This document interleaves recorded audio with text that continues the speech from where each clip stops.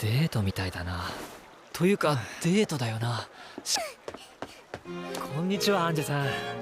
その服とても似合ってますよ。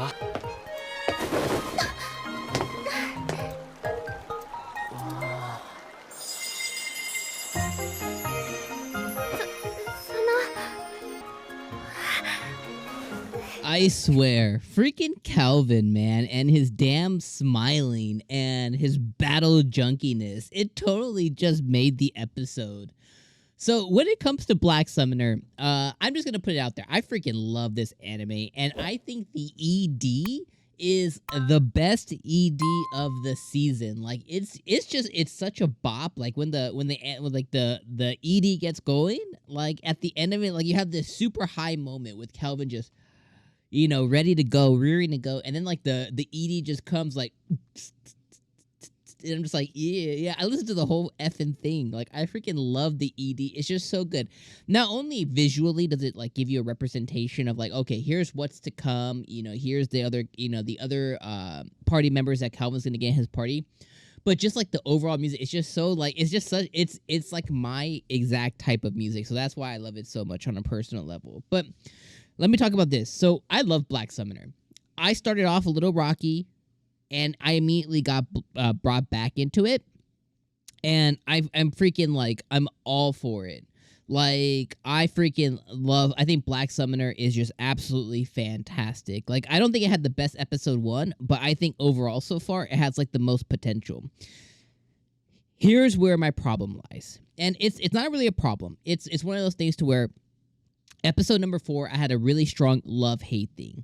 The love came from like the last 5 to 7 minutes. I would say 5-ish minutes. 7 minutes of the anime, I think, is where the love comes in.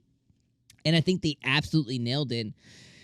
What I wanted to see, though, was more of the last 5 to 7 minutes and less of the first 15 minutes. And the first 15 minutes was all around Elphil and Angie, you know, the guild girl, and their date and stuff like that. And that's where the hate comes in. So let me just spend time on the love, and then I'll talk about the hate.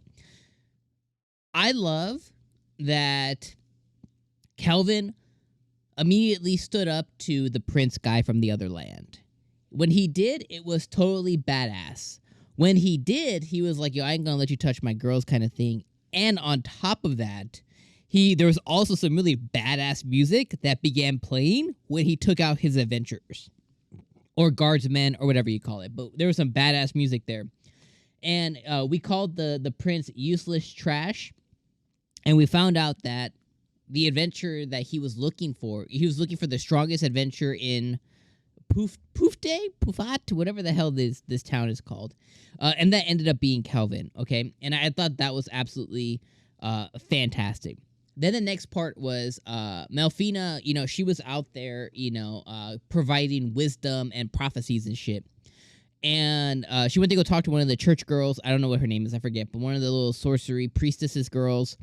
She gave her a prophecy. The priestess totally got off on the prophecy. She was dripping.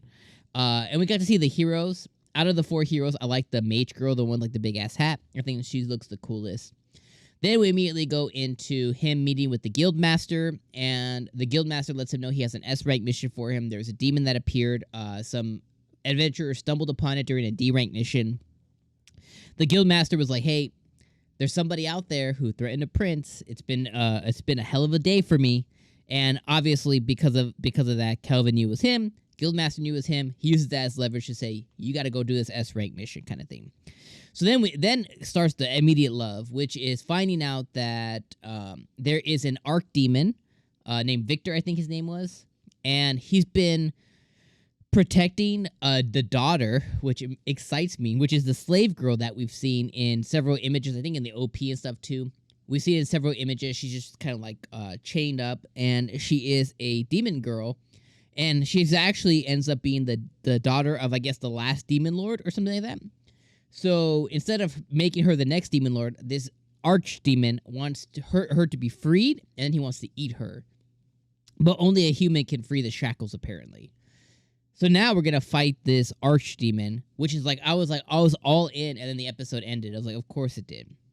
But I love this so far. I love that this demon lord daughter is probably gonna be part of his group.